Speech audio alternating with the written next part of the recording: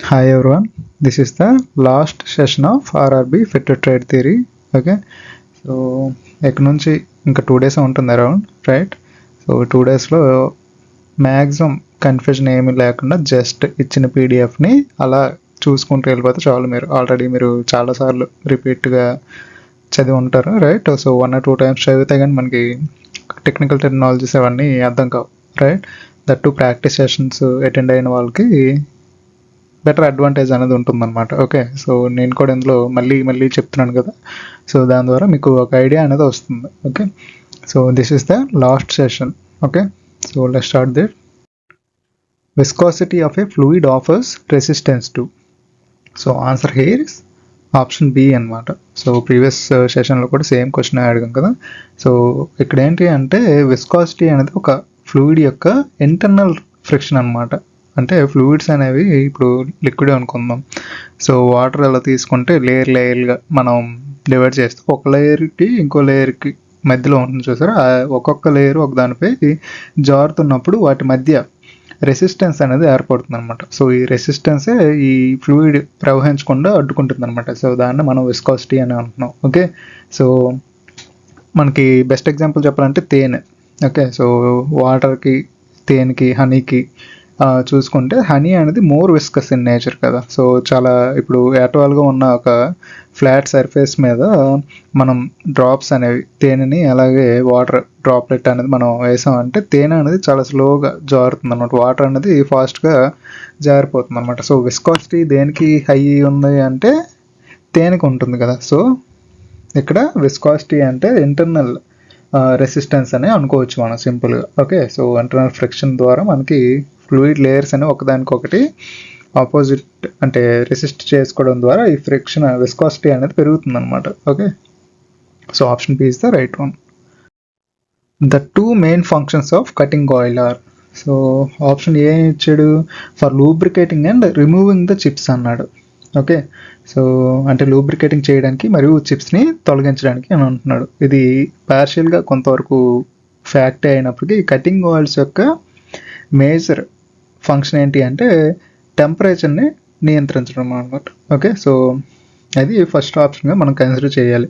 కేవలం లూబ్రికేషన్ మాత్రమే కాకుండా టెంపరేచర్ని తగ్గించడం అనేది చాలా ఇంపార్టెంట్ మనకి. ఓకే, హీటింగ్ ఎఫెక్ట్ని రెడ్యూస్ చేయాలన్నమాట. నెక్స్ట్ ఏమి ఇచ్చాడు, ఫర్ క్లీనింగ్ అండ్ లూబ్రికేషన్ అన్నాడు. ఓకే, సో కటింగ్ ఆయిల్ కొద్దిగా క్లీనింగ్ మరియు లూబ్రికేషన్ చేసినప్పటికీ ఇవి దీని యొక్క 2 ప్రధాన విధుల్లోకి రావు. సో మెషినింగ్ చేసేటప్పుడు ఉత్పత్తి అయ్యే విపరీతమైన వేడిని తగ్గించడం మరియు చిప్స్ని బయటికి నెట్టడం దీని మేజర్ ఫంక్షన్స్ అనమాట. సో ఆప్షన్ సి చూస్తే to decrease the temperature of the tool and remove the metal chips. This is the right answer అనమాట. ఫస్ట్ నుంచి చెప్తున్నాం కదా. సో మెటల్ కటింగ్ చేసే సమయంలో టూల్ యొక్క మరియు వర్క్ పీస్ మధ్య తీవ్రమైన ఫ్రిక్షన్ వల్ల మనకి హీట్ అనేది ప్రొడ్యూస్ అవుతుంది అనమాట.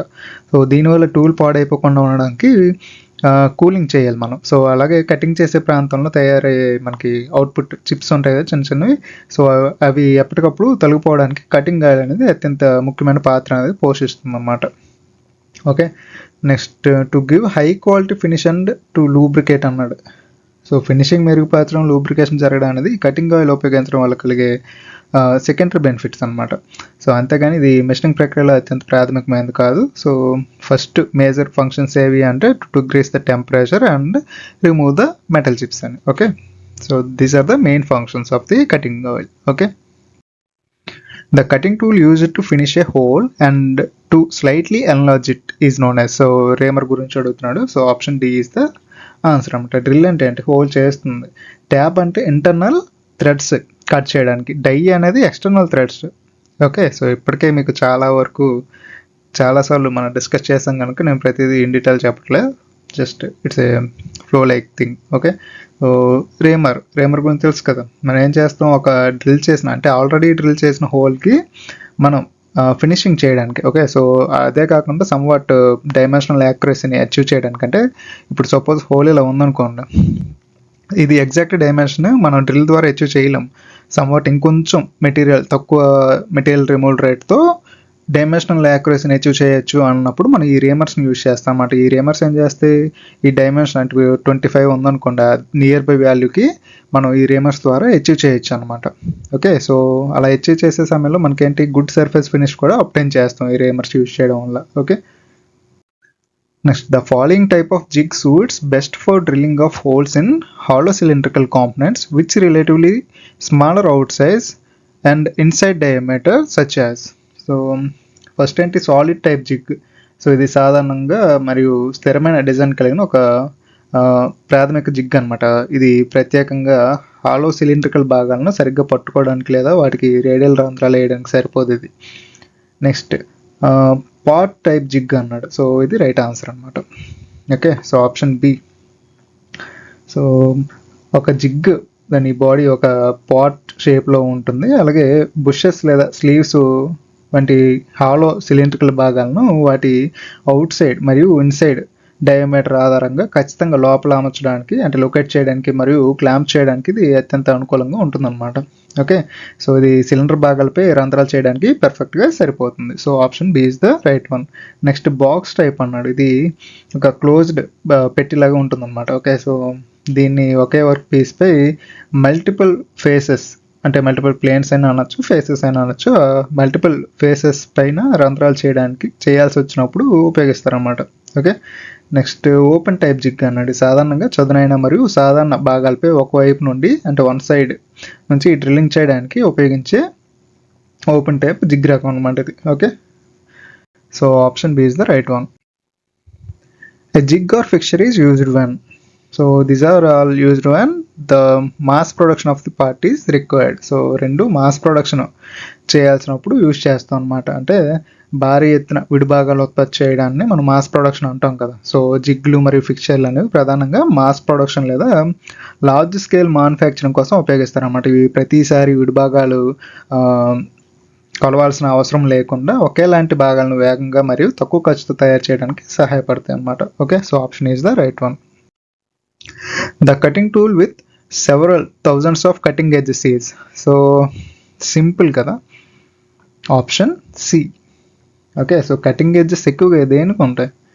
సో లేత్ కటింగ్ టూల్కి వస్తే సింగిల్ పాయింట్, డ్రిల్కి వస్తే 2 పాయింట్, మిల్లింగ్కి వస్తే మల్టీ పాయింట్. ఓకే, సో ఇది నేను నెక్స్ట్ ఏంటిది జేఈకి చేస్తున్నాను కదా మెకానికల్లో, అందులో కొంచెం డీటెయిల్గా చెప్పాను. సింగిల్ పాయింట్ ఇది లేత్ కటింగ్ టూల్లో సింగిల్ పాయింట్ కదా, సింగిల్ పాయింట్ కటింగ్ టూల్ని యూజ్ చేస్తాం అన్నమాట.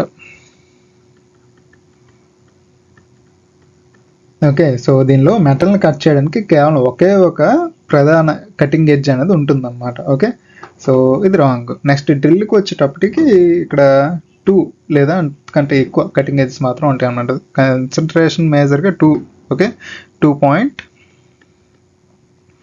కటింగ్ ఎడ్జ్ ఉంటుందన్నమాట. ఓకే, సో ఎందుకంటే డ్రిల్ ఇలా ఉంటుంది కదా, సో ఈ పోర్షనే కదా కటింగ్ చేసేది. ఓకే, సో ఇటువైపు నుంచి ఈ రెండు కటింగ్ ఎడ్జెస్గా వర్క్ అవుతాయి అనమాట మనం డ్రిల్ చేసేటప్పుడు. Okay, so 2 point cutting edges అనమాట ఇవి. Next grinding. Okay, milling cutter చూద్దాం. ఓకే, సో మిల్లింగ్ కటర్కి వచ్చేటప్పటికి నెంబర్ ఆఫ్ అంటే కౌంటబుల్లోనే ఉంటుంది. అది 4 నుంచి కొన్ని పదుల సంఖ్యలో మాత్రం ఉంటాయి అనమాట మిల్లింగ్ కటర్స్కి. ఓకే, సో దీన్ని సపోజ్ ఇలా ఉందనుకోండి, ఇక్కడ ఒక కటింగ్ టూల్ ఉంటుంది, ఇక్కడ ఒక cutting tool, milling cutting tool తెలిసే ఉంటుంది కదా మీకు. ఓకే, సో ఇలా ఉంటుంది అనమాట. సో ఇలాగా 4 to some 10s మనకి మిల్లింగ్ కటింగ్ ఎడ్జెస్ అనేవి ఉంటాయి అన్నమాట. సో దీన్ని మల్టీ పాయింట్ కటింగ్ టూల్ అని అంటాం.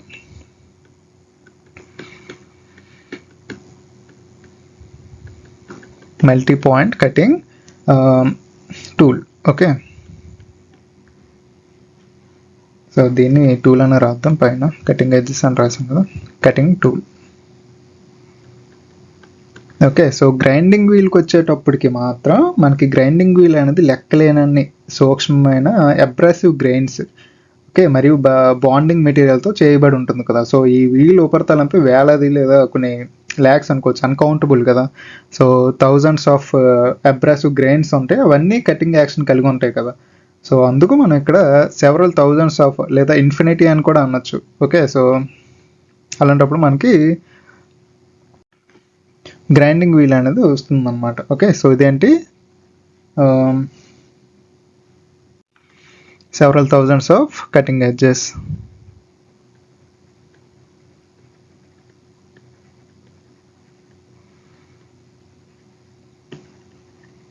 ఓకే, సో ఇది మాత్రం కొంచెం సమ్వాట్ నాకు సాటిస్ఫాక్షన్ ఉంది ఈ క్వశ్చన్లో. ఓకే, సో అన్నీ కవర్ అయిపోయాయి కదా. Next die and die stock is shown in the figure, name the die stock అన్నాడు.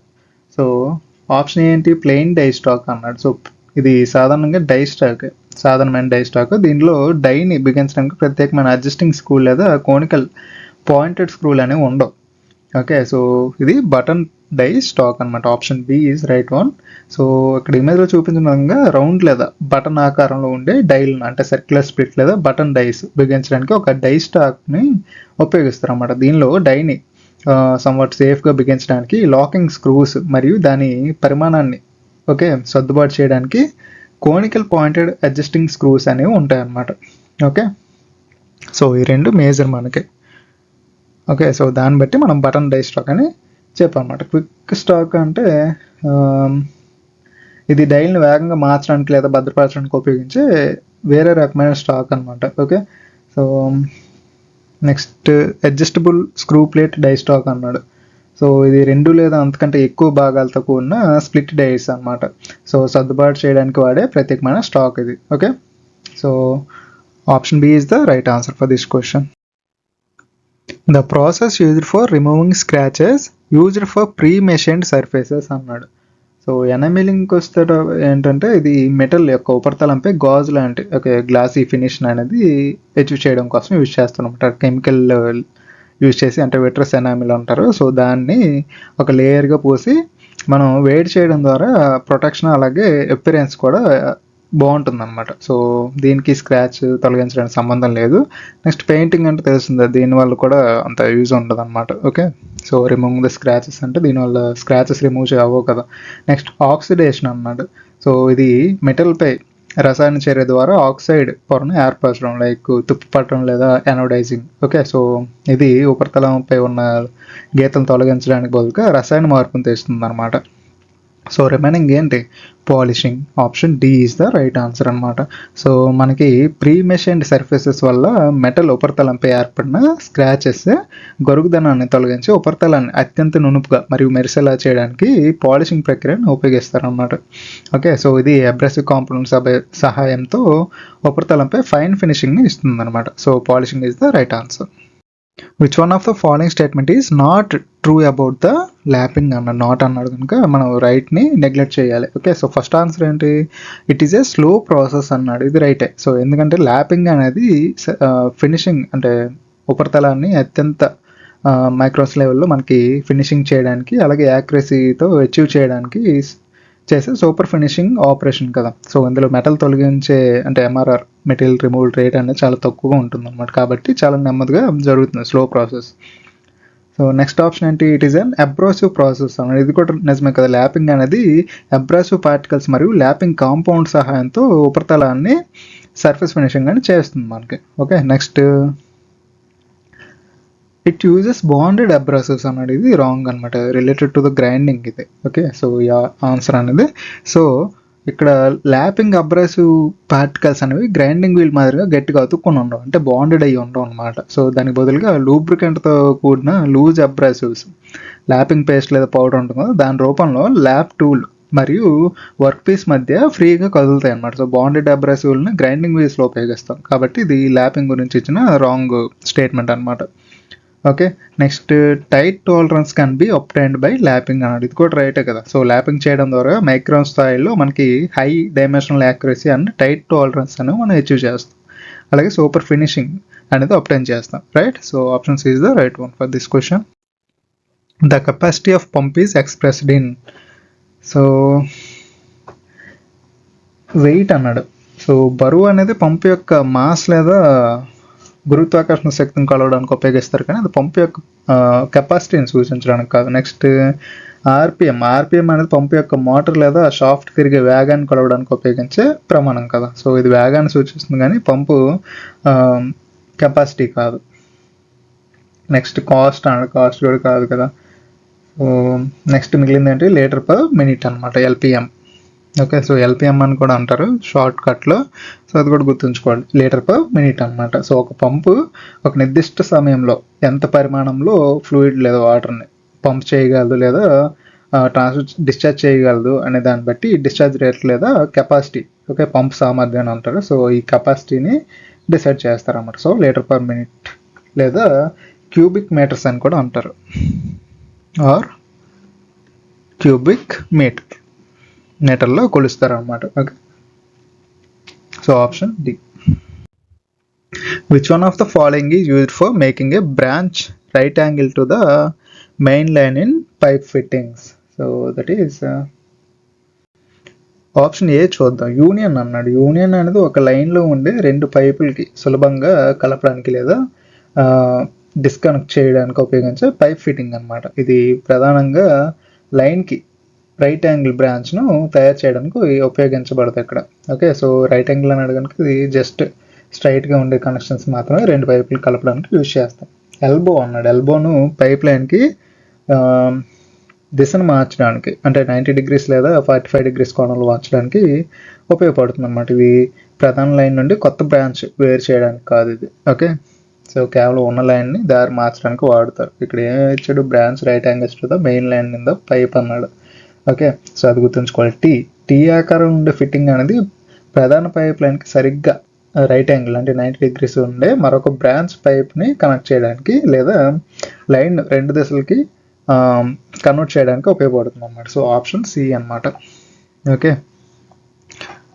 సో ఫ్లేంజ్ అన్నది ఏంటి? ఫ్లేంజ్ అనేది పైప్ చివరలను గట్టిగా అతుక్కోవడానికి, వాల్ లేదా ఇతర పరికరాలను సులభంగా బిగించడానికి ఒక రింగ్ లాంటి ఫిట్టింగ్ అనమాట అది. Okay, the distance that the drill job advances in 1 revolution is called. So that is feed అనమాట. So option B. Okay, so RPM అనేది ఏంటి?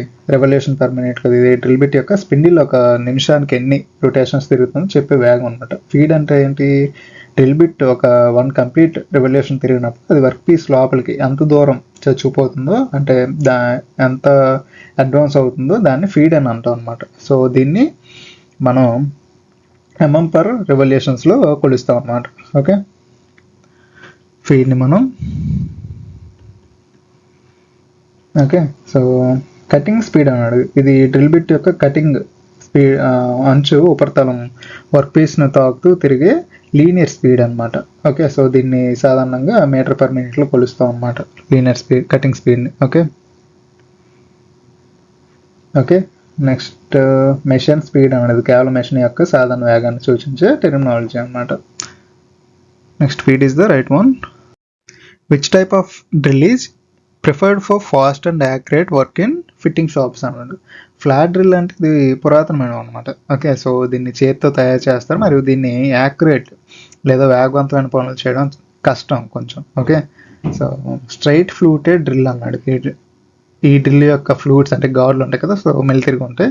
సో అవి ఈ ఫ్లూయిడ్స్ అనేవి మెలితిరిగి ఉండకుండా నేరుగా ఉంటాయి అన్నమాట, స్ట్రైట్గా ఉంటాయి. ఓకే, సో దీన్ని ప్రధానంగా రేంజ్ తక్కువగా ఉండే కొన్ని ప్రత్యేకమైన పదార్థాలు లైక్ సాఫ్ట్ మెటల్స్ల కోసం వాడతారు అన్నమాట. సో సాధారణంగా ఫిట్టింగ్ షాప్లో అంత యూజ్ చేయనేది. Okay, so next bent drill అన్నారు. ఇలాంటి డ్రిల్స్ అనేవి సాధారణంగా మనకి యూజ్ చేయరు. ఓకే, సో టెక్నికల్ టెక్నాలజీ కూడా కాదు అనుకుంటున్నా. ఓకే, సో ఆ ఫ్లెక్సిబుల్ డ్రిల్స్ వేరే ఉంటాయి. బెంట్ డ్రిల్ అనేది చూడలేదు అప్పుడు నేను. ఓకే, నెక్స్ట్ ట్విస్ట్ డ్రిల్స్కి వచ్చేటప్పటికి ఫిట్టింగ్ షాప్లో హోల్స్ చేయడానికి అత్యధికంగా ఉపయోగించే అత్యంత ప్రామాణికమైన టూల్ ట్విస్ట్ డ్రిల్ అనమాట ఇది. So option D is the right one. Okay, so దీన్ని మెల్లికి తిరిగిన అంటే హెలికల్ ఫ్లూయిడ్స్ ఉంటాయి కదా, అవి చిప్స్ని సులభంగా బయటికి పంపడానికి, కటింగ్ ఎడ్జ్ను చల్లగా ఉంచడానికి మరియు వేగవంతమైన మరియు అత్యంత ఖచ్చితమైన హోల్స్ని చేయడానికి అద్భుతంగా సహకరిస్తాయి అన్నమాట ఇవి. Okay, so twist drills is the right answer. Which type of drilling does A carpenter use అన్నాడు. సో సెన్సిటివ్ డ్రిల్ మెషిన్ అంటే ఇది ఒక బెంచ్ టైపు లేదా pillar type power drilling machine అనమాట. సో దీన్ని ప్రధానంగా మెటల్ వర్క్ షాప్లో చిన్న మరియు ఖచ్చితమైన రంధ్రాలు వేయడానికి ఉపయోగిస్తారు. ఇది కార్పెంట్లో ఉపయోగించే హ్యాండ్ డ్రిల్లింగ్ మెషిన్ కాదు ఇది. నెక్స్ట్ బ్రెస్ట్ డ్రిల్లింగ్ మెషిన్ అనమాట. ఇది కార్పెంటర్లు చెక్కపై రంధ్రాలు చేయడానికి ఉపయోగించే ఒక హ్యాండ్ డ్రిల్లింగ్ టూల్ అనమాట. సో దీన్ని ఆపరేట్ చేసేటప్పుడు యంత్రం వెనుక భాగాన్ని ఆపరేటర్ తన ఛాతికి ఆనుకొని ప్రెజర్ కల్పిస్తూ చేత్తో తిప్పుతాడు అనమాట. ఓకే, సో అందుకే దీనికి ఆ పేరు వచ్చింది. Okay, so option B is the right one. Next radial drilling machine అంటే ఏంటి? ఇవి చాలా పెద్ద మరియు బరువైన పవర్ డ్రివెన్ మెషిన్స్ అనమాట. సో భారీ మెటల్ కాంపోనెంట్స్ పై హోల్స్ వేయడానికి దీన్ని హెవీ ఇంజనీరింగ్ ఇండస్ట్రీస్లో వాడతారు అనమాట. నెక్స్ట్ గ్యాంగ్ డ్రిల్లింగ్ మెషిన్స్ అంటే ఒకే బేస్ పై వరుసగా అనేక స్పిండిల్స్ని కలిగి ఉండే ప్రొడక్షన్ డ్రిల్లింగ్ మెషిన్స్ అనమాట. మాస్ ప్రొడక్షన్లో ఒకే వర్క్ పీస్ పై వరుసగా రంధ్రాలు చేయడానికి ఇది ఉపయోగపడుతుంది. ఓకే, సో కార్పెంటరీ వర్క్ కాదు. So option B is the right one. 25 ± 0.05 is an example of. So ఇది యూనిలేటరలా బైలేటరలా లేదా బోత్? సో సింపుల్గా చెప్పాను కదా నేను, యూనిలేటరల్ అంటే మనకి ఒకవైపు మాత్రం, అంటే ప్లస్ కానీ నెగిటివ్ కానీ ఉంటుంది. ఇప్పుడు 25 ఉంది, ప్లస్ 0.05 ఇచ్చాడు, ఇది యూనిలేటరల్ అనమాట. బట్ ఇక్కడ ఏమి ఇచ్చాడు? మైనస్ కూడా ఇచ్చాడు. Okay, so bilateral. Option B. ఇలాంటి సింపుల్ క్వశ్చన్ మనం నెగిటివ్స్ పెట్టకూడదు. Okay, according to the given figure which measured dimension come under the dimension tolerance అన్నాడు. సో ఇక్కడ ప్లస్ ఆర్ మైనస్ 0.05 అనేది డీవియేషన్స్ అనమాట మనకి. ఓకే, సో టాలరెన్స్ అడిగి ఉంటే మనకి ప్లస్ ఆర్ మైనస్ వేసి డిఫరెన్స్ కనుక్కునే వాళ్ళం. బట్ ఇక్కడ ఏమన్నాడు? విత్ ఇన్ ద లిమిట్లో మనకి ఆ రేంజ్లో ఏదైతే ఉంది అని అడుగుతాడు అనమాట. ఓకే, సో మనకి అప్పర్ డీవియేషన్ ఏంటి? అప్పర్ డీవియేషన్ అనేది మనకి ప్లస్ 0.05 అనమాట. ఓకే, లోవర్ డీవియేషన్ మైనస్ 0.05 అనమాట. సో ఇక్కడ మ్యాక్సిమం లిమిట్ ఎంత?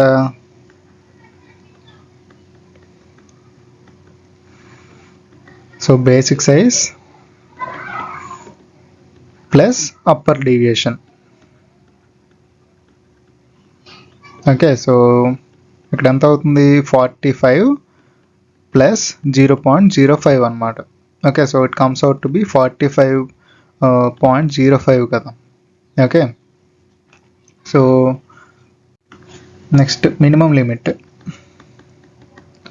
మినిమం లిమిట్కి వచ్చేటప్పటికి సేమే, basic size minus lower limit.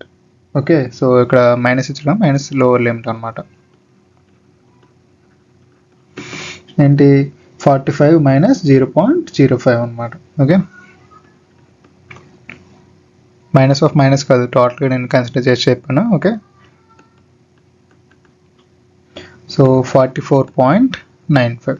Okay, plus వస్తే ప్లస్ యాడ్ చేస్తాం అంతే. ఓకే, సో సైన్ ఇక్కడ యాడ్ చేస్తాను already. So with in the limit, ఈ రెండింటి మధ్యలో ఉండే వాల్యూ ఏంటి అని అడుగుతున్నాడు అనమాట. సో ఆప్షన్ వైజ్ చూద్దాం. 44.92 అనేది దీనికన్నా చిన్నది కదా. ఓకే, 44.95 కన్నా తక్కువ. సో మినిమం లిమిటే మనకి 44.95 అన్నప్పుడు 92 అనేది కన్సిడర్ చేయం. నెక్స్ట్ 44.8 కూడా అంతే. 45.08 మ్యాక్సిమం లిమిట్ 0.5. ఓకే, సో 45.05 అనేది మ్యాక్సిమం లిమిట్ అనమాట. సో దీనికన్నా ఎక్కువ ఉంది. So option D 45.04. Okay, within the limit కదా. సో మ్యాక్సిమం లిమిట్ కన్నా తక్కువ ఉంది. సో ఆప్షన్ డి అనమాట. Okay, principle of unit load states that. So material should be moved in lots. Okay, so option A itself right. Okay, so ఎందుకంటే మనకి material హ్యాండ్లింగ్లో unit load principle ప్రకారం విడివిడిగా మనకి విడి భాగాలను తరలించడానికి బదులుగా వాటన్నిటిని కలిపి ఒకేసారి ఒక పెద్ద యూనిట్ లేదా లాట్ లాగా, అంటే బ్యాచ్లో రూపంలో తరలించడం అనేది చాలా సమర్థవంతమైనది మరియు కొంచెం ఎకనామికల్గా ఫీజిబుల్ అనమాట. Okay, so option A is the right one. Okay, what is the maximum size of file made of. So maximum size ఏంటి? మనకి 450 mm. ఓకే, సో 14 inches అనమాట. ఓకే, సో మనకి ఫిట్టర్ ట్రేడ్ అలాగే మెకానికల్ వర్క్షాప్ రిలేటెడ్గా చూస్తే మనకి metal ఉపరితలాలను సరి చేయడానికి ఉపయోగించే స్టాండర్డ్ ఇంజనీరింగ్ ఫైల్స్ యొక్క గరిష్ట పొడవు సాధారణంగా 450 mm, అంటే 14 to 18 inches మధ్యలో ఉంటుందన్నమాట. Okay, so option D. Which kind of file is used for filing soft metal అన్నాడు. సో ఆప్షన్ ఏ ఏంటి, rasp cut file.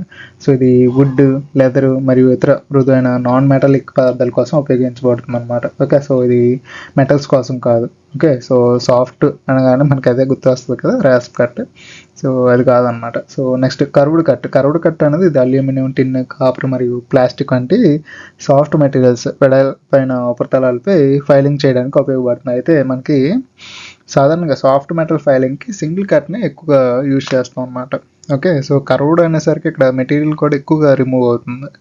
Okay, so double కట్కి వచ్చేటప్పటికి ఇదేంటి, ఇది స్టీలు, ఇనుము వంటి గట్టి లోహాలపై వేగంగా మెటల్ని తొలగించడానికి అంటే ర్యాపిడ్ మెటీరియల్ రిమూవల్కి ఉపయోగించే క్రాస్ టూత్ ఫైల్ అనమాట ఇది.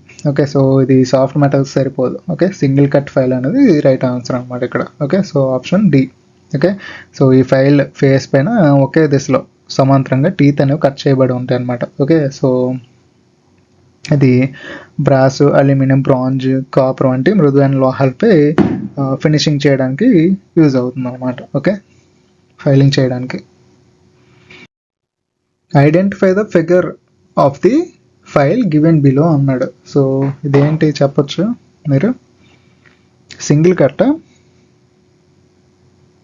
కాదు కదా, so it's a mill saw file. Okay, so ఇక్కడ 3 ఉంటాయి చూపించాం కదా ఇమేజ్లో. సో ఇలా ఉంటుంది అంటారు మిల్సా ఫైల్స్ అనేవి. సో దాని ఈ ప్రొఫైల్ దీన్ని బేస్ చేసుకొని మనం చెప్పొచ్చు మనం. ఓకే, సో ఇవన్నీ మనకి మిల్సా ఫైల్స్ అనమాట. Okay, so option C. Okay, the material with which a stick electrode is coated is known as. So అన్ని నేమ్స్ కొంచెం సిమిలర్గానే అనిపించవచ్చు, కానీ టెక్నికల్ టెర్మినాలజీ ప్రకారం ఫ్లక్స్ కోటింగ్ అనేది మనకి రైట్ ఆన్సర్ అనమాట. మనకి ఎలక్ట్రోడ్స్ ఉంటాయి కదా, సో దాని మీద ఫ్లక్స్తో కోట్ చేసిన ఎలక్ట్రోడ్స్ని మనం యూజ్ చేస్తాం to stabilise the arc. Okay, so అది గుర్తుంచుకోవాలి మనకి. సో ఫ్లక్స్ కోటింగ్ ఇది మనకి రైట్ ఆన్సర్ అన్నమాట. షీల్డింగ్, ప్రొటెక్టివ్ అనిపించినా మనకి ఫ్లక్స్ అనేది టెక్నికల్ టెర్మినాలజీకి related. Okay, in an electronic beam welding the work is melted by, so it is melted by high velocity electrons. Okay, so option B అన్నమాట. Okay, so electronic beam అన్నప్పుడు electrons. Okay, so అది గుర్తుంచుకోవాలి, high velocity of the electrons అనేవి use అవుతాయి మనకి. Okay, so to weld the work. The process of hammering the weld metal immediately after it is deposited is called, so that is called peening. Option B అనమాట. Okay, so tinning అంటే ఏంటి, టిన్నింగ్ అనేది ఒక metal ఉపరితలంపై తుప్పు పట్టకుండా లేదా soldering చేయడానికి వీలుగా మనకి మోల్టన్ టిన్ యొక్క ఒక లేయర్ని అప్లై చేసే ప్రక్రియ అనమాట. దీనికి వెల్డింగ్, హ్యామరింగ్ చేయడం సంబంధం లేదు. నెక్స్ట్ పీయింగ్ అనేది రైట్ ఆన్సర్ అనమాట. వెల్డింగ్ చేసిన వెంటనే మెటల్ చల్లబడే లోపు వెల్డ్ బీడ్ పైన సుత్తితో తేలిగ్గా లేదా బలంగా కొట్టే ప్రక్రియని పీనింగ్ అని అంటాం అనమాట. సో ఇది వెల్డింగ్ జాయింట్లో ఏర్పడే ఇంటర్నల్ స్ట్రెస్సెస్ తగ్గించడానికి మరియు మెటల్ యొక్క డెన్సిటీ పెంచడానికి సహాయపడతాయి అన్నమాట. ఓకే, సో నెక్స్ట్ ప్రెస్సింగ్ అన్నాడు. ప్రెస్సింగ్ అనేది మెటల్ షీట్లు ఆకారంలోకి తీసుకురావడానికి లేదా ముద్రించడానికి మనం హైడ్రాలిక్ లేదా మెకానికల్ ప్రెజర్స్ని ఉపయోగించే ఒక ఫార్మింగ్ ప్రాసెస్ అన్నమాట.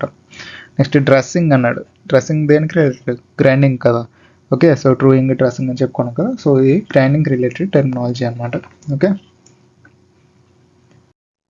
The electrode size refers to, so it refers to the diameter of it's core wire. Okay, so option A. Okay, so welding electrode యొక్క పరిమాణాన్ని లేదా సైజును ఎల్లప్పుడూ దాని మధ్యలో ఉండే మెటల్ వైర్ అంటే కోర్ వైర్ ఉంటుంది కదా, దాని డయామీటర్ ద్వారా కొలుస్తారు అనమాట. ఓకే, లైక్ 3.15 mm కానీ 4 mm ఎలక్ట్రోడ్ అంటే దాని కోర్ వైర్ డయామీటర్ అన్నట్టు. Okay, so option A is the right answer. Okay, write the name of the stake shown in the figure. Any guess? Easy one కదా. So round bottom stake అనమాట ఇది. Okay, so option B. Hatched stake వస్తే ఇది stake అంచు నేరుగా మరియు పదునుగా ఉంటుంది. So దీన్ని ప్రధానంగా షార్ప్ బెండ్స్ చేయడానికి అంటే రేకులను వంచడానికి, బాక్సులు లేదా ప్యానల్ తయారు చేయడానికి ఉపయోగిస్తాం మనం హ్యాచెడ్ స్టేక్ అనేది. ఓకే, రౌండ్ బాటమ్ వస్తే ఏంటి, ఇక్కడ ఇమేజ్ చూపించే రౌండ్ బాటమే. అక్కడ పైన చూసారా గుండ్రంగా చదునైన ఫ్లాట్ రౌండ్ హెడ్ అనేది ఉంటుందన్నమాట. సో దీనికి సిలిండ్రికల్ లేదా వృత్తాకార వస్తువులు అడుగు భాగాన్ని సర్క్యులర్ లేదా కర్వ్డ్ బాటమ్స్ ఉన్న ఆకారాలను తీసుకురావడానికి మరియు ఫ్లాంజింగ్ చేయడానికి ఉపయోగిస్తాం మనం బీక్ స్టేక్ అంటే దీనికి ఒకవైపు మందపాటి ట్యాపర్ అయిన హార్న్ షేప్లో ఉంటుందన్నమాట. ఓకే, కొమ్ములాగా ఉంటుంది. మరియు ఒకవైపు ఏమో దీర్ఘచతురస్రాకార యాన్విల్ అనేది ఉంటుందన్నమాట. సో ఇది వివిధ కోణాల్లో ట్యూబ్లు లేదా కోనికల్ షేప్లో ఉన్న భాగాలను చేయడానికి వాడుతారనమాట. ఓకే, హాఫ్ మూన్ స్టేక్ అంటే so name it self says కదా, సో అర్ధ చంద్రాకారంలో ఉండే షేప్ ఉంటుందన్నమాట. ఓకే, సో కర్వ్డ్ ఫ్లాంజెస్ ఆకారంలోకి మార్చడానికి సహాయపడుతుంది అది. Okay, for making various types of hems and seams for the sheet metal of thickness less than 0.4 mm, the allowance should be. So మనకేంటి అంటే national institute media NIMI మరియు other trade theory రిలేటెడ్గా చూస్తే 0.4 mm లేదా అంతకంటే తక్కువ మందం కలిగిన అతి పలుచని షీట్ మెటల్స్తో వివిధ రకాల హెమ్స్ మరియు సీమ్స్ తయారు చేసినప్పుడు అదనపు అలవెన్స్ అనేది ఏది అవసరం లేదు మనకి. Okay, so no allowance, option D. Okay, in a micrometer if zero graduation of the thimble is above the datum line. Okay, so అది గుర్తుంచుకోండి, above the datum line when the faces are in contact the error is అన్నాడు. So that is negative. Okay, so option B. చాలా క్లియర్గా చెప్పాను నేను లెక్చర్స్లో కూడా. Okay, so మనకి micrometer యొక్క అంటే జీరో అన్నాడు కదా, సో మైక్రోమీటర్ యొక్క రెండు ఫేస్లు అంటే యాన్యువల్ స్పిన్లు తాకినప్పుడు థింబుల్ యొక్క జీరో గ్రాడ్యుయేషన్ అనేది డాటమ్ లైన్తో ఖచ్చితంగా సరిపోలితే కోయిన్సైడ్ అయితే ఓకే, సో అది జీరో ఎర్రర్ ఓకే అని అర్థం అనమాట. ఓకే, సో ఇక్కడ మనకి ఏముంటుంది, ఇక్కడ డాటమ్ లైన్ ఉంటుంది కదా. ఓకే, సో ఇక్కడ మనకి జీరో ఉంటుంది. సో ఇది డాటమ్ లైన్ అంటే రెఫరెన్స్ లైన్ అనుకుంటాం. సో ఈ రెండు కోయిన్సైడ్ అయితే జీరో అనమాట. ఓకే, నెగిటివ్ అని ఎప్పుడు అంటాం, మైక్రోమీటర్ యొక్క రెండు ఫేసెస్ తాకినప్పుడు థింబుల్ పైన ఉన్న జీరో అనేది డాటమ్ లైన్ కన్నా పైన ఉంటాయి. ఓకే, సో అంటే ఇది జీరో. ఓకే, సో ఇది datum line. Okay, so datum line కన్నా పైన జీరో అనేది ఉందనుకోండి, అది నెగిటివ్ అనమాట. Okay, negative error. Okay, so ఈ నెగిటివ్ ఎర్రర్ అంటాం, దీన్ని ఆ టూల్ వాస్తవ కొలత కంటే కొద్దిగా తక్కువ కొలతను చూపిస్తుంది అన్నట్టు. ఓకే, సో కాబట్టి మనం ఫైనల్ డైమెన్షన్స్లో నెగిటివ్ ఎర్రర్ని కలపాల్సి ఉంటుంది అనమాట.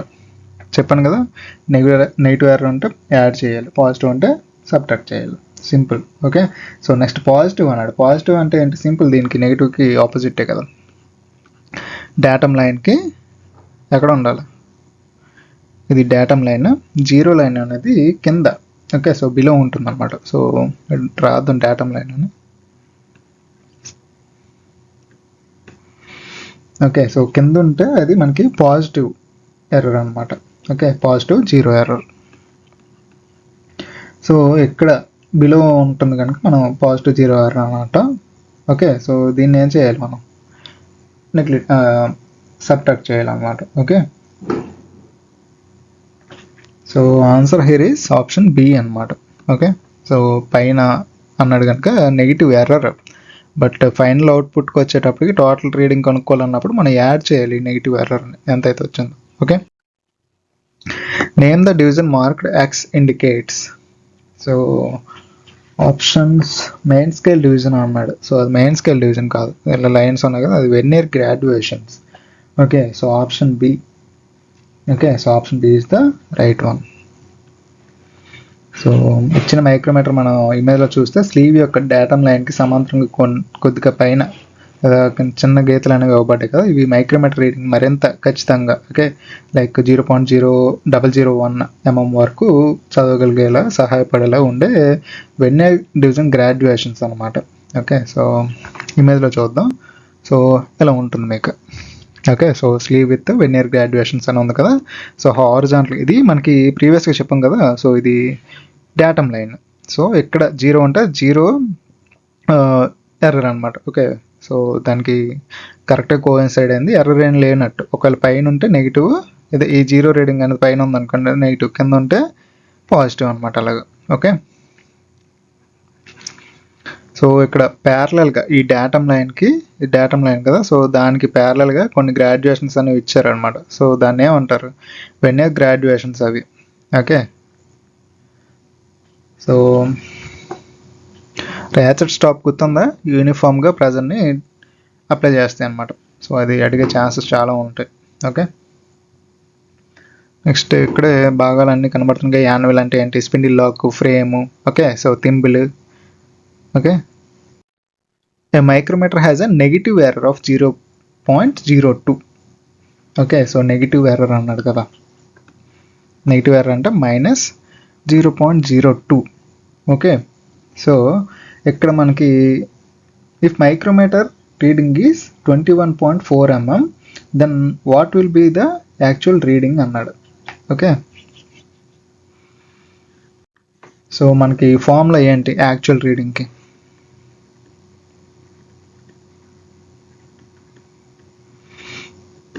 అబ్జర్వ్డ్ రీడింగ్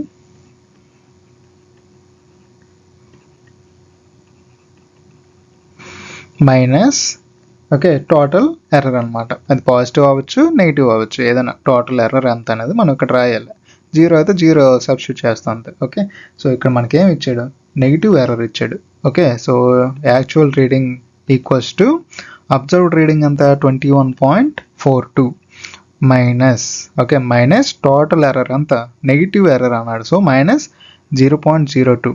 నేను ఎందుకు ప్లస్ చేయమన్నానంటే డైరెక్ట్ అవుట్పుట్ నేను చెప్పాను షార్ట్ కట్ లాగా. ఓకే, సో మన ఎందుకు ప్లస్ చెప్పారు సార్ ఇప్పుడు మైనస్ అన్నారు అంటే, నేను చాలాసార్లు ప్రీవియస్ కేసులో కూడా డిస్కస్ చేశాను నేను దీని గురించి, రైట్. సో 21.42 ప్లస్ అవుతుంది ఇక్కడికి వచ్చేటప్పటికి. Okay, so minus of minus కదా, observed reading minus total error. So ఇక్కడ నెగిటివ్ ఎర్రర్ ఇచ్చాక టోటల్ ఎర్రర్లో -0.02 వేసాం. అదే పాజిటివ్ ఎర్రర్ వేస్తే ప్లస్ వేస్తాం. Okay, simple. సో దీని గురించి కన్ఫ్యూజ్ అవ్వకుండా. ఓకే, సో ఫైనల్ అవుట్పుట్ చెప్పాను ఇందాక కేసులో, సింపుల్గా మీరు చేయడానికి. నెక్స్ట్ 21.42 ప్లస్ 0.02 అన్నమాట ఏమవుతుంది, 21.44 అవుతుంది కదా. So option C. Okay, so ఇది చాలా ఇంపార్టెంట్. ఇస్తే మాత్రం చాలామంది రాంగ్ పెట్టే ఛాన్సెస్ ఉంటాయి. సో ఫార్ములాస్ అడుగుతున్నా కదా, ఇలాంటి వాటికి యూజ్ అవుతాయి అన్నమాట ఇది. Okay, select the property of metal which is opposite to the toughness. Opposite to the toughness అంటే బ్రిటల్నెస్సే కదా. ఓకే, సో డక్టిలిటీ అంటే ఏంటి, ఫస్ట్ ఆఫ్ ఆల్ ఇది మెటల్ని వైర్స్గా మార్చగలిగే ప్రాపర్టీని అంటే మెకానికల్ ప్రాపర్టీని మనం డక్టిలిటీ అంటాం. ఎక్స్పాండబిలిటీ అంటే ఏంటి, ఇది ఉష్ణోగ్రత ప్రభావం వల్ల మెటల్ అనేది వ్యాకోచించే గుణాన్ని రిప్రజెంట్ చేస్తుంది అనమాట. సో బ్రిటల్నెస్ అంటే టఫ్నెస్ అనేది ఒక మెటల్ ఇంపాక్ట్ లోడ్స్ని లేదా షాక్స్ని తట్టుకొని వంగే గుణం లేదా సాగే గుణాన్ని కలిగి ఉండేలా చేస్తుంది అనమాట. Just opposite to that is brittleness అనమాట. ఓకే, సో ఈ గుణం వల్ల మెటల్పై ఏదైనా ఇంపాక్ట్ తగిలిందంటే అది వంగకుండా వెంటనే అద్దంలో ముక్కలు ముక్కలుగా పగిలిపోతుంది అనమాట. లైక్ క్యాస్ట్ ఐరన్, దీనికి ఎగ్జాంపుల్ చెప్పాలంటే బ్రిటిల్ మెటీరియల్ అంటే క్యాస్ట్ ఐరన్ అనమాట. ఓకే, మ్యాలబిలిటీకి ఎగ్జాంపుల్ తెలుసుగా గోల్డ్. ఓకే, సో ఇది లోహాన్ని మనం హ్యామరింగ్ చేసేటప్పుడు షీట్స్లో పలుచని రేకుల్లో విస్తరించే గుణాన్ని మనం మ్యాలబిలిటీ అంటాం అన్నమాట.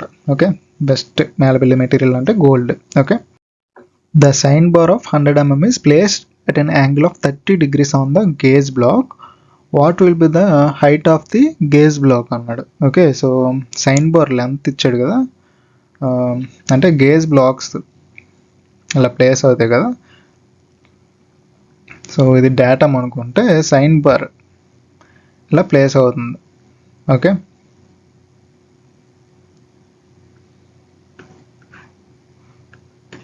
ఓకే, సో ఈ రెండింటి మధ్య ఉండే డిస్టెన్స్ మనకి ఎంత ఇచ్చాడు, 100 mm ఇచ్చాడు. ఓకే, సో అలాగే యాంగిల్ ఇచ్చాడు, యాంగిల్ అంతా 30 degrees అనమాట. సో మనకి సైన్ యాంగిల్కి ఫార్ములా తెలుసు కదా, సైన్ థీటా ఈక్వల్స్ టు ఇది height H. Okay, so opposite side by hypotenuse కదా, so H by 100. Okay, so ఇక్కడ ఏం కనుక్కున్నాడు, హైటే కనుక్కున్నాడు. H equals to 100 sine theta. So sine 30 ఎంత, హాఫ్ కదా, 1/2. Okay, so it comes out to be 50 mm. Okay, so option D అనమాట. Okay, in the drawing the dimensions of the shaft is shown 40 plus 0.068 and minus 0.042 mm. which size of the shaft is not within the limit, not అన్నాడు. Okay, so మన range కొనుక్కోవాలి, ప్రీవియస్గా కొనుక్కున్నాం కదా, upper deviation lower deviation చేసుకొని basic సైజ్కి maximum limit అనేది మనం కనుక్కోవాలన్నమాట. So ఆ విత్ ఇన్ ద రేంజ్లో మనకి ఉందా లేదా అనేది మ్యాక్సిమం లిమిట్ మినిమం లిమిట్ కనుక్కున్నాక మనకి ఇచ్చిన ఆప్షన్స్ విత్ ఇన్ ద రేంజ్లో ఉన్నాయో లేదా అని చూడాలి. సో అప్పర్ డీవియేషన్ ఏంటి ఇక్కడ,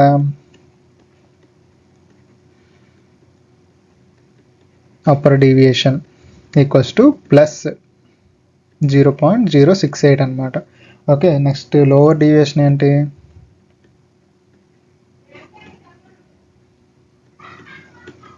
మైనస్ 0.042 అనమాట. ఓకే, సో 4 mm ఇవి. ఓకే, సో ఇక్కడ మనకి మ్యాక్సిమం లిమిట్ కనుక్కోవాలంటే basic size plus upper deviation. Okay,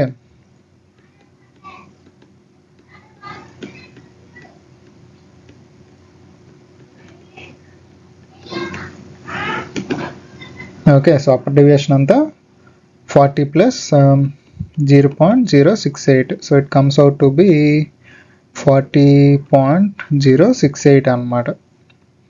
okay, so minimum limit అంతా basic size plus lower deviation, ఎంత, lower deviation basic size same 40 ఉంటుంది మైనస్ 0.042 అనమాట.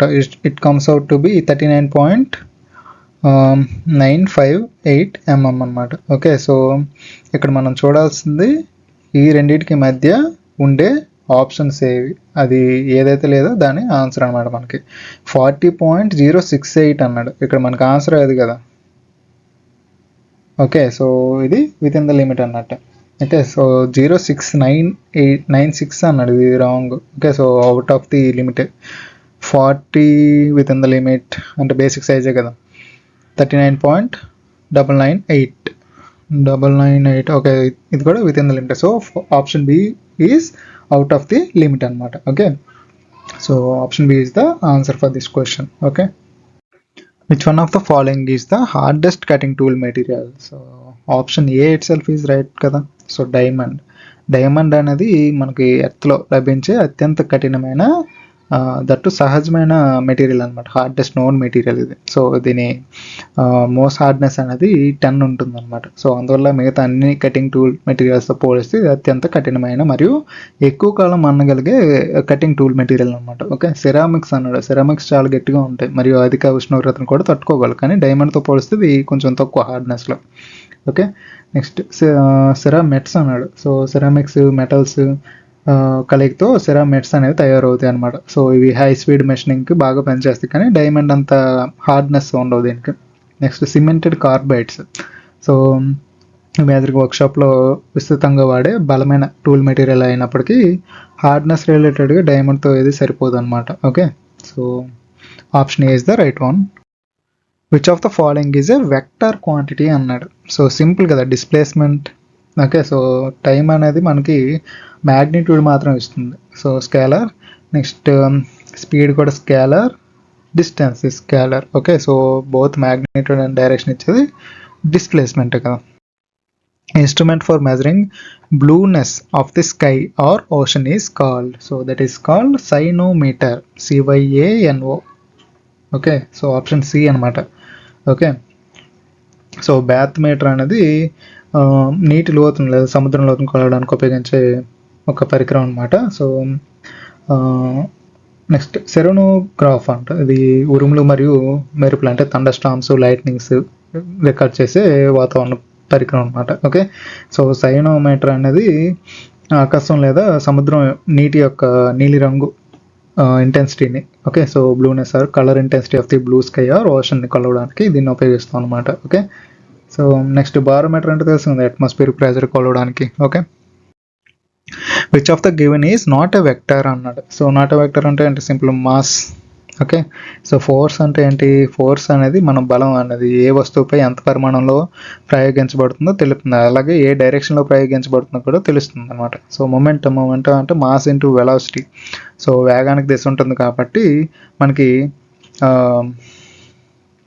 మాస్ కూడా సర్టెన్ డైరెక్షన్ అనేది ఉంటుంది అనమాట ఇక్కడ. Okay, so it is a vector quantity. Okay, so velocity అన్నాడు. ఓకే, సో వేగం అనేది ఒక నిర్దిష్టమైన దిశలో ప్రయాణించే దూరాన్ని స్పీడ్ విత్ డైరెక్షన్ రిప్రజెంట్ చేస్తాం కదా. ఓకే, సో కాబట్టి దీనికి vector. So only not a vector అనుకుని mass.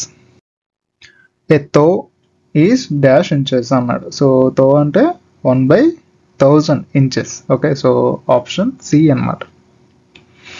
Option C is the right answer. What is the colour of argon cylinder?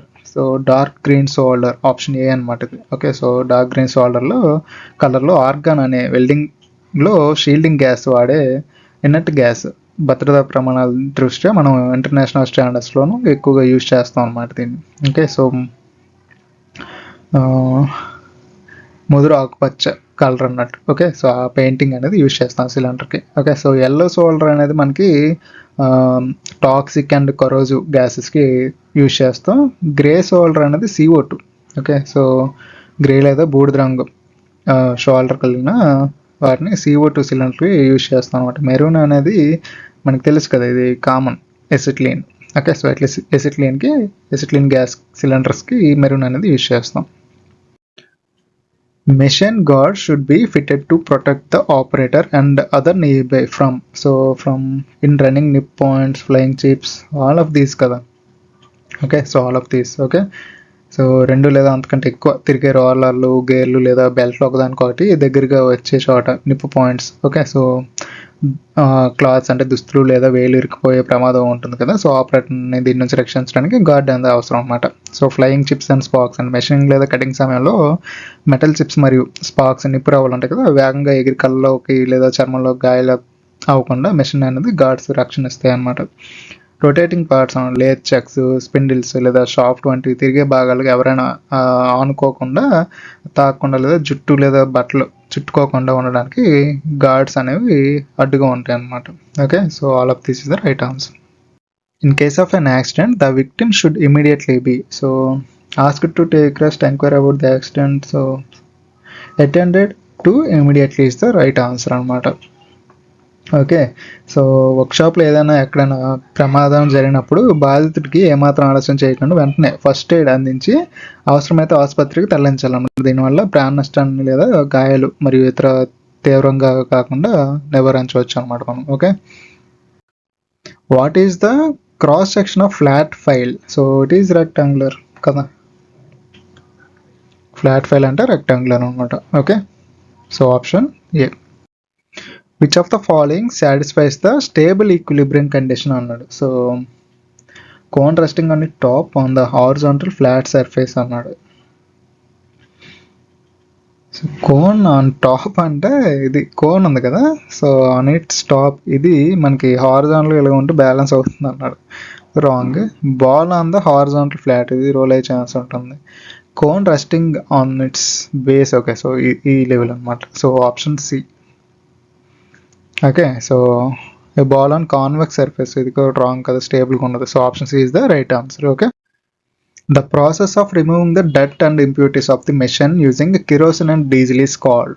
So that is called cleaning process. Simple one. Inspection కాదు, oiling కాదు, అది cleaning.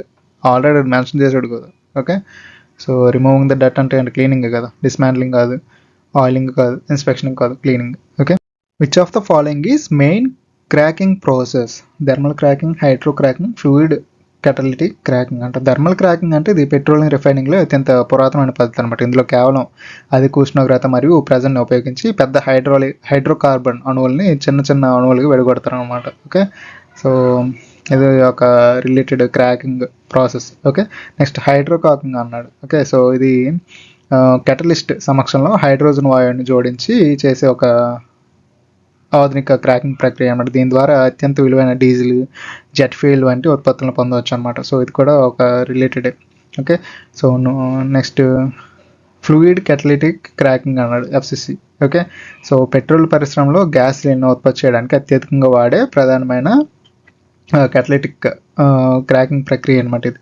So ఇందులో పొడి రూపంలో ఉండే కెటలిస్ట్ని ద్రవ రూపంలో ప్రవాహం చేసి పెద్ద అణువులను విభజిస్తారు అనమాట. So all of these are correct. Okay, option D. Which type of light bulb is used in automobiles? So automobiles ఏం యూజ్ చేస్తాం? హాలోజన్ లైట్స్ అనమాట. Option C. ఓకే. సో ప్రపంచవ్యాప్తంగా ఉన్న చాలా వాహనాల్లో ఆటోమొబైల్ సెడ్లుగా మనకి అత్యధికంగా ఉపయోగించే బల్బులు ఏంటంటే హాలోజన్ లైట్లు. సో ఇవి టంగస్టన్ ఫిలమెంట్‌ని కలిగి ఉండి లోపల హాలోజన్ గ్యాస్‌తో నింపబడి ఉంటాయన్నమాట. సాధారణ బల్బుల కంటే ఎక్కువ ప్రకాశవంతమైన కాంతిని అలాగే మన్నికనిస్తాయన్నమాట ఇవి. ఓకే. సో ఆప్షన్ ఏ ఇచ్చాడు, ఇన్కాండెసెంట్ లైట్స్ అన్నాడు. ఓకే. సో ఇవి టంగస్టన్ ఫిలమెంట్ బల్బ్స్. ఇవి చాలా పాత టెక్నాలజీ మరియు తక్కువ సామర్థ్యం కలిగి ఉండడం వల్ల ఆధునిక ఆటోమొబైల్ హెడ్ లైట్‌లుగా వీటిని వాడడం లేదు. ఓకే. సో కొన్ని పాత క్లాసిక్ కార్స్ లేదా ఇండికేటర్ లైట్‌లో మాత్రమే ఇవి కనిపిస్తాయన్నమాట. Next fluorescent lights. ఇవి సాధారణంగా ఇళ్లల్లో, ఆఫీసుల్లో యూజ్ చేసే ట్యూబ్ లైట్స్ అన్నమాట. ఓకే. హెడ్ లైట్లు, ట్యూబ్ లైట్లు వాడలేం కదా. Next neon lights. నియాన్ లైట్లను సాధారణంగా మనం advertising signs, billboards, okay, రంగురంగుల డిజైన్ల కోసం వాడతారు అనమాట. Okay. So option C is the right one. Which of the following is the name of automobile? So auto, motor, car, all of these కదా. Okay. The inner surface of shell bearing is made of white metal or white metal or Babbitt metal అన్నమాట. Option A. Okay. So shell bearings లేదా general bearings యొక్క లోపల ఉపరితలాన్ని white metal లేదా బ్యాబిట్ మెటల్తో lining అనేది చేస్తారు అన్నమాట. ఇది తక్కువ అంటే లో ఫ్రిక్షన్ మరియు మంచి సాఫ్ట్నెస్ మరియు షాఫ్ట్ని రక్షించే గుణాలు కలిగి ఉంటుంది అనమాట. ఓకే. సో గన్ మెటల్ అనేది మనకి రాగి, తగరం, జింకులతో కూడిన గట్టి మిశ్రమ లోహం అనమాట. అలాగే సో దీన్ని సాధారణంగా బుషింగ్స్, ఓకే, సో బుషింగ్లు మరియు గేల్ తయారీలో వాడతారు అన్నమాట. కానీ షెల్ బేరింగ్స్ కాదు. ఓకే. బుషింగ్స్లో యూజ్ చేస్తారు ఇవి. మైల్డ్ స్టీల్ అనేది బేరింగ్ యొక్క outer shell. Okay. So backing తయారు చేయడానికి బలాన్ని ఇవ్వడానికి వాడతారు అన్నమాట. ఓకే. నెక్స్ట్ సి టైప్ అన్నాడు. ఇది బేరింగ్కి రిలేటెడ్ కాదు. Okay. So babbitt metal is the right one. Which bearing takes axial load? Thrust bearing, okay, so లేదా యాక్సియల్ బేరింగ్. ఓకే. సో దీన్ని యాక్సియల్ బేరింగ్ అని కూడా అంటారు.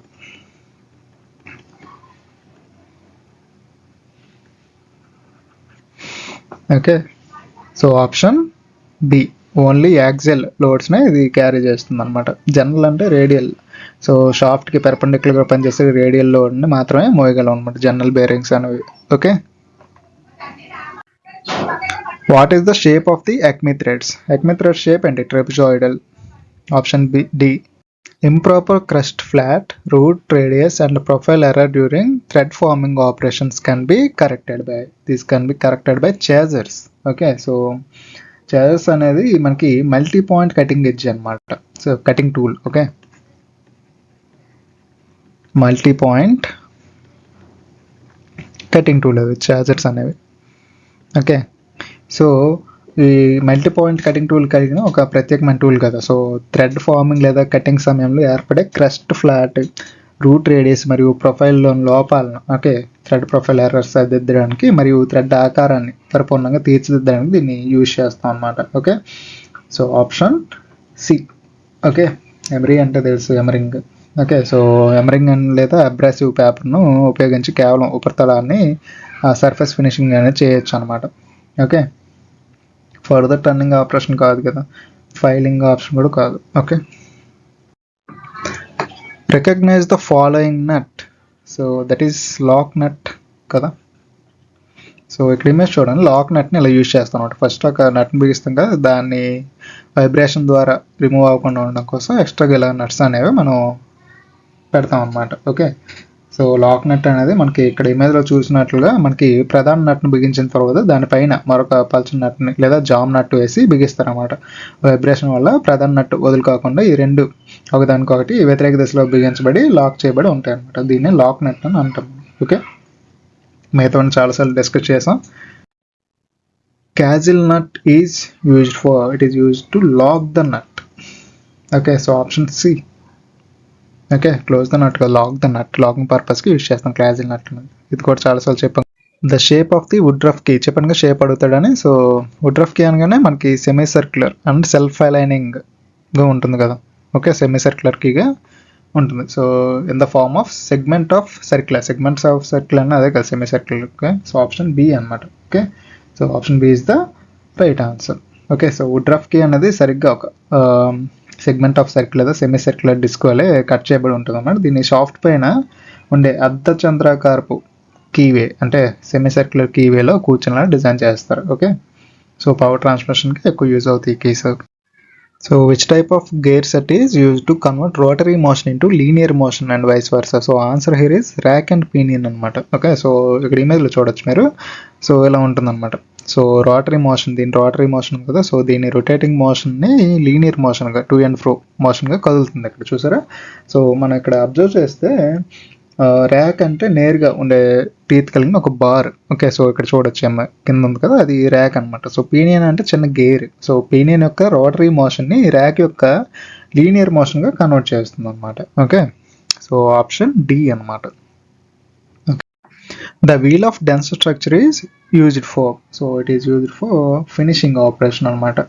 ఓకే, సో ఇది వీల్ అంటే ఇక్కడ గ్రైండింగ్ వీల్ గురించి మాట్లాడుతున్నాడు. So grinding wheel open and dense స్ట్రక్చర్లో ఉంటాయి కదా. ఓపెన్ అంటే ఈ అబ్రెసివ్ గ్రెయిన్స్ అనేవి ఇలా కొంచెం గ్యాప్తో ఉంటాయి అనమాట. సో డెన్స్ అంటే దగ్గరగా ఇలా ఉంటాయి అనమాట. సో ఇలా ఉండేదానికి దేనికి యూజ్ చేస్తాం, ఇలా ఉంటే మనకి మెటీరియల్ అనేది తక్కువగా రిమూవ్ అవుతుంది అనమాట. ఓకే, సో అంటే తక్కువ రిమూవ్ చేయాల్సిన నీడ్ ఎప్పుడు ఉంటుంది, ఫినిషింగ్ ఆపరేషన్ కదా. సో ఎలా ఉంటే రఫ్ ఫినిషింగ్ చేస్తాం, ఇది ఫినిషింగ్ ఆపరేషన్కి అనమాట.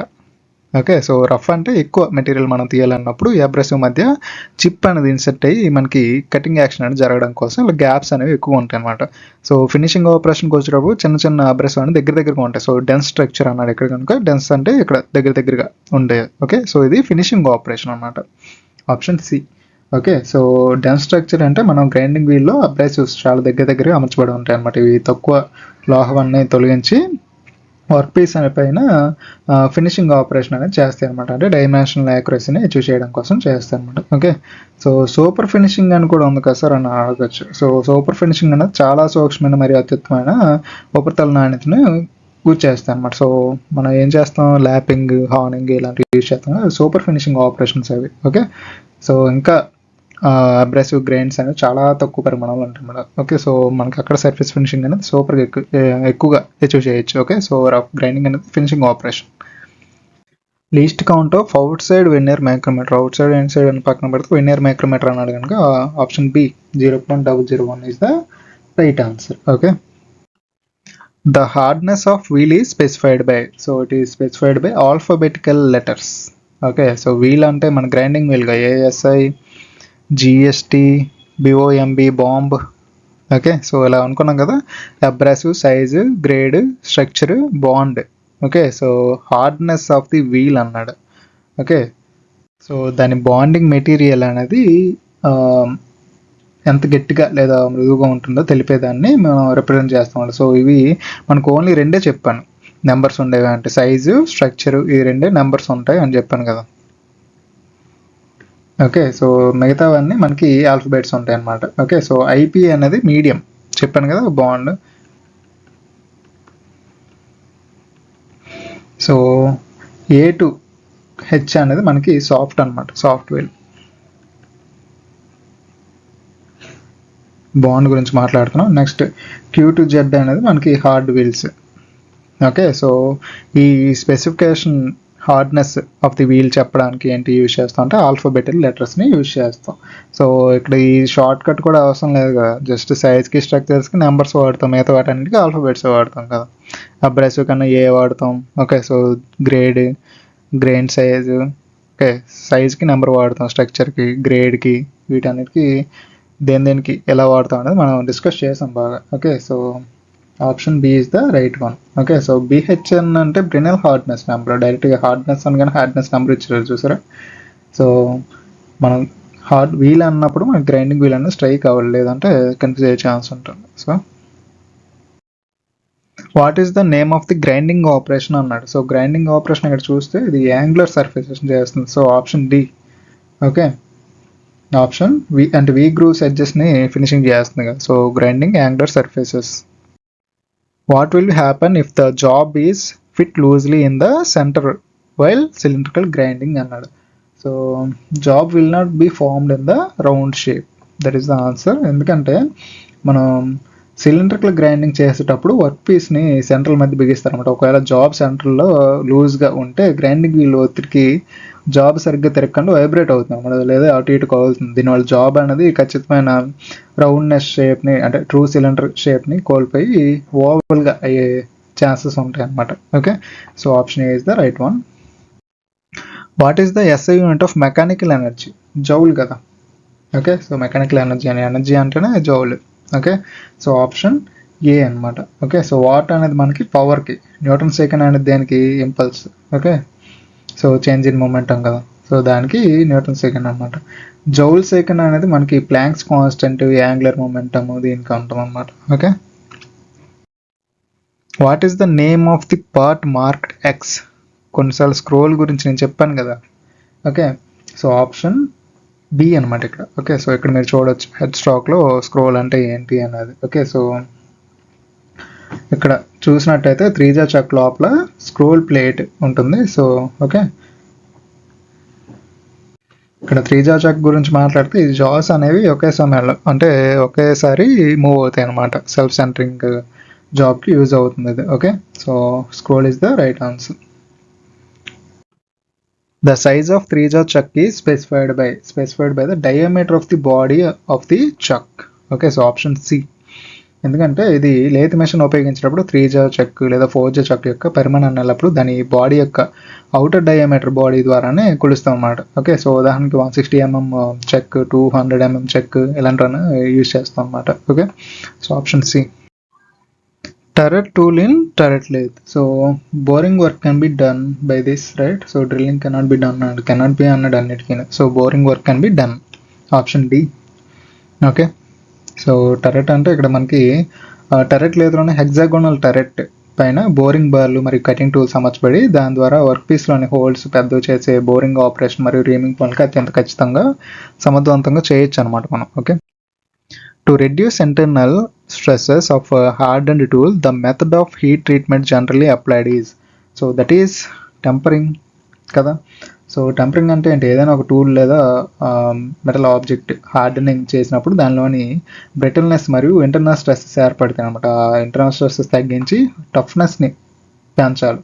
So okay, so critical temperature కంటే తక్కువ ఉష్ణోగ్రత వద్ద వేడి చేసి చల్లార్చే ప్రక్రియను మనం టెంపరింగ్ అని అంటాం అనమాట. Okay, annealing is a heat treatment given to metals to remove the residual stresses. Option B. Okay, so annealing అనేది ఈ లోహాలని సర్టెన్ టెంపరేచర్ వద్ద వేడి చేసి ఆ తర్వాత నెమ్మదిగా చల్లబరిచే ప్రక్రియ అనమాట. మెషినింగ్, కోల్డ్ వర్కింగ్, కాస్టింగ్ లేదా వెల్డింగ్ సమయంలో లోహంలో ఏర్పడే ఇంటర్నల్ స్ట్రెసెస్, రెసిడ్యువల్ స్ట్రెస్ ఉంటాయి కదా, సో పూర్తిగా తొలగించి లోహాన్ని మృదువుగా మార్చడానికి దీన్ని ఉపయోగిస్తాం. Okay, in nitriding process surface is introduced with nitrogen.